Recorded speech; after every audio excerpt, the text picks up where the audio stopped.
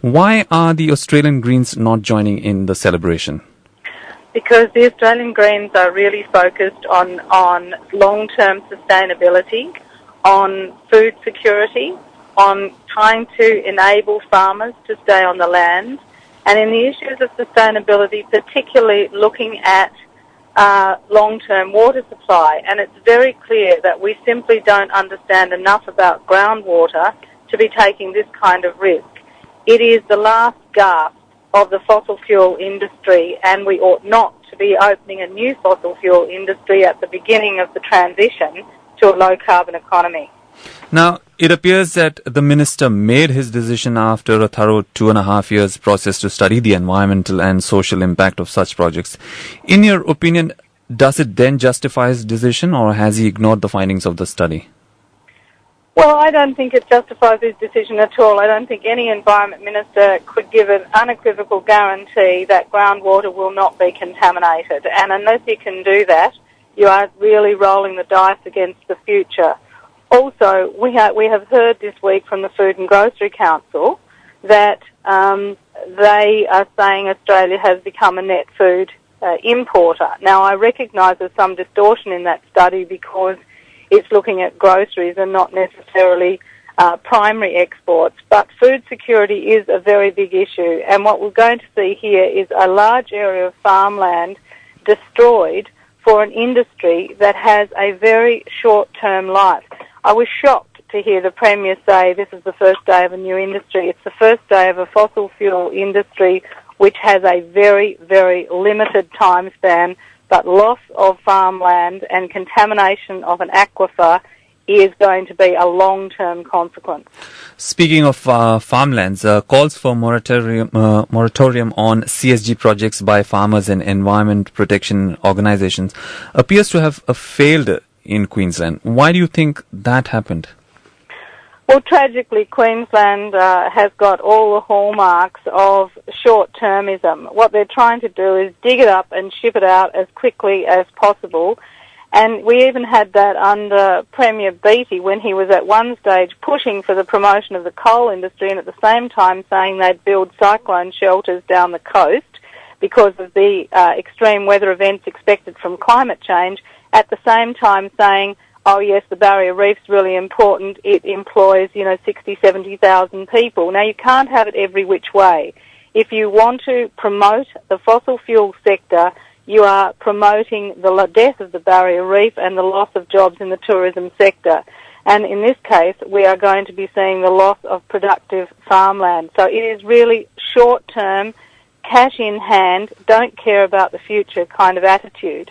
What we need to be doing is building jobs in rural and regional Australia for the long term, and the best way of doing that is to guarantee the sustainability of food production, that is looking after your aquifers, your river systems, your farmlands, and at the same time taking renewable energy projects to those areas because they will bring new jobs and long-term financial security for farmers as well. So we should be looking for the long term, for sustainability, for living within our limits, not being the last gasp of the dinosaurs trying to rip it out and get the cash as quickly as we can and really don't care about the future.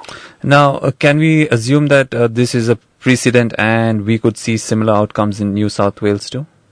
Oh, look, I think this will be a precedent as far as the federal government is concerned, but I think it will focus the minds of the rural sector. They're going to have to start really becoming much stronger advocates for sustainability and for protection of agricultural land. We're seeing that already with the New South Wales farmers. We've backed them in their call for the moratorium. We're calling on the NFF to get behind this as well, the National Farmers Federation, and also the government to recognise that you need a national food security plan, to recognise that the disaster with the Murray has been because we failed to live within our ecological limits, and now we're having to draw back to the ecological limits, and there is a lot of pain in doing that in communities, and we don't want to be starting new industries that show we're living way beyond our limits and that's going to cause this kind of dislocation into the future. Senator, correct me if I'm wrong, but why has CSG not attracted enough political debate at the federal level?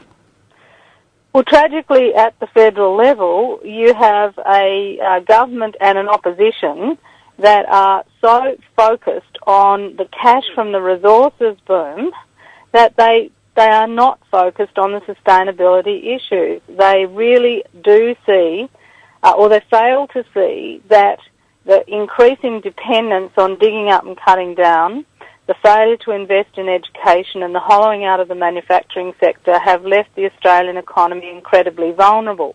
So vulnerable, in fact, that the most powerful people in Australia in terms of the voices and the lobbying in Canberra are the voices of the resource-based industry, because they are what we now depend on in terms of export markets with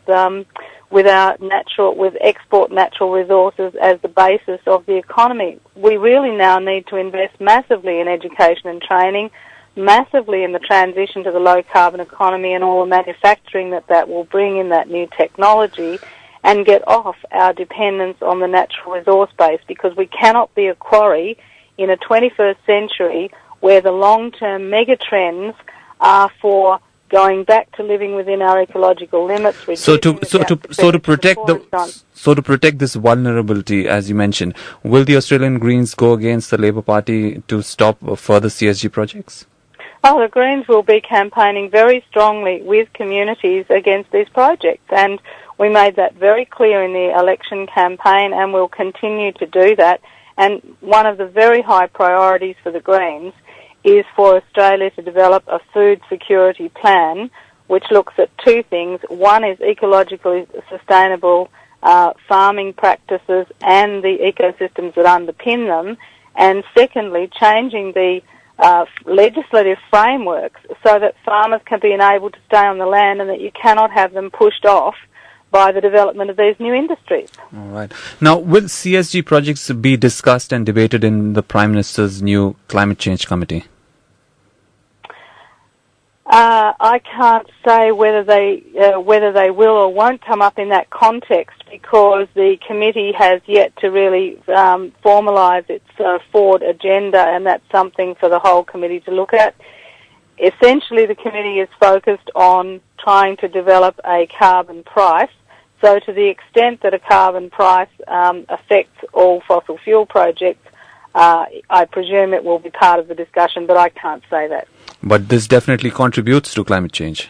It certainly makes a contribution to climate change, and we've made that very clear that we want to see every project assessed for its impact on greenhouse gas emissions. And we made that point in the Senate this week on the Gorgon project. We're certainly making it clear in terms of these coal seam gas projects. And when people say, oh yes, but gas is better than coal, gas is still a fossil fuel industry, and it is transitional at best. You don't start a new industry at the time when you need to be transforming out of fossil fuels altogether.